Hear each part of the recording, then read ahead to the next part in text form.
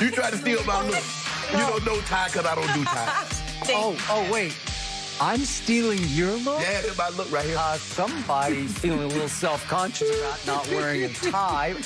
No, Jenny, it's the weekend. I got time now. I can rewatch the Super Bowl. I can sip some of all my new dew that I've been winning. What you're Shannon, those Why you watching the game? You already know who won, man. Really? I'm going to savor it a second time. Again, savor it. Okay, interesting. A busy weekend ahead for Skip. We actually do have to talk about that game again to start the show because much has been made about the heated exchange between Tom Brady and Mathieu during the Super Bowl. And in a since-deleted tweet, Mathieu wrote, quote, "He called me something I won't repeat," and then Brady reportedly texted him to apologize. But according to Pro Football Talk, NFL Films will not release audio of the encounter, saying, quote, "NFL Films typically does not reveal the audio of such squabbles between players." Shannon, does this make you any more suspicious of what was said? No, because as they said in the statement, Skip, this is pretty consistent the way they handle these situations. And I know, Skip, because the NFL has given the public so much access, the more access you give, the more access you want. They'll allow you to come into the locker room. They'll allow you to hear some of the huddle calls. We got an opportunity here last year, Patrick Mahomes going to the sideline and asking EB, do we have time for WASP? EB relays that, and he wants the WASP. You want to dial it up? So the Philly special. Right. So nothing controversial about that, though. I think the thing is that just the more access you give people, the more access they want. And so I think there are certain things, Skip, you've been around this game, covered this game long enough. You know there's a lot of times things get said on the field in the heat of battle. And as long as they don't cross the line, Skip, I was very fortunate to play in an era. I played against Reggie. And the one thing you knew, Reggie was very devout in his faith. You couldn't curse him. And I tried to make it a habit not to curse around him. I tried to make sure I was not in earshots of... Because he would say something? Yeah. Would he reprimand? Probably, but I just made sure I didn't do it. Another guy was Aeneas Williams. I knew how he was. Darryl Green, I knew how they were, Skip, so I tried to make sure I give them that respect. How you are, I'm going to respect you for that, bro. So I tried to make sure I didn't do anything like that. But everybody else, you gonna get an earful. So there might have been some SOBs, some mofos, Skip. And I think that was a lot of it that was going on right there. He probably called Honey Badger a few names that probably, that's why he apologized. He did. The only problem that I have is the apology became public. Could have kept that private, and everything would have been okay. So, Skip, I just think the thing is the NFL is that we don't want to just have to bleep this out. We've never done anything, squabbles between players on the field. Let's not start a precedent now. I know there's a hunger to hear, what did Tom say? Why did Honey Badger do that? Oh, it's a hunger. Yeah, Skip. So, and then Honey Badger, wagged his finger in his face, basically said, don't talk to me like that or don't say that. And Tom chases him down and said, I'll say whatever I want to say to you. You know what? So for me, Skip, I'm good. I'm good. The NFL says they're not going to release the film, the audio. They've never done it. I don't think they've ever done it in situations like this when you have two people squabbling. So I'm good with it, Skip, even though I know there's a desire, a craving to hear what was actually said to make Honey Badger react the way he did and then make Tom turn around and chase Honey Badger to get another word in. Okay. I hear everything you just said, like the perspective you provided. But I'm going to be honest about this. When I first read last night, NFL Films will not release the audio of this conflict, this verbal conflict. Yes, my antenna went up a little higher, my radar. My initial instinct was to be, a little more suspicious of what was said back and forth, especially from Tom Brady to Mathieu.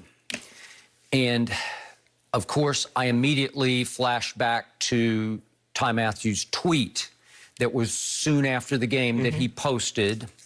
And let me get that out in front of me here. The first line is the money line here. He called me something I won't repeat. And then he goes on to say, but yeah, I'll let the media throw me under the bus, as if I did something or said something to him. Ty expressed nothing but respect for Brady, but as he had said in his post-game interview, that's not the Tom Brady I knew. I've never heard him speak like that. Never heard him talk like that. Right. Okay, so then I flash back quickly on, well, Brady did apologize. And to your point, he did make it public. And then I started thinking, well, wait a second, was he trying to head something off at the pass? Because he did cross maybe a racial line. It made me suspicious. Right. Let me clarify, though, about NFL Films. I've known a lot of people who work for and at NFL Films, and obviously they're not the watchdog arm of the National Football League. They're an entertainment arm, and they're there to promote the game, not to undercut the game or to put it in some glaring spotlight. They are not the language police, because if they were, as you well know, oh, Lord have mercy, what they could release, right? Because, Skip, you try to, like, when you mic'd up, you try to be conscious of not to speak in every day, because everybody basically like, beep, beep, beep, beep, beep. You can't get anything accomplished. So you do try to clean it up somewhat. You do. Then, very early this morning, I stumbled upon some quotes uttered by our man Michael Irvin on the Rich Eisen show yesterday. Okay. And if I could read some of these quotes here to you now. This is Michael Irvin. I didn't like that Tyrann Mathieu put that out there like that. Let me get my other sheet here. Put that out like that, the way he put it out. It makes people want to know, what did he say? We're curious.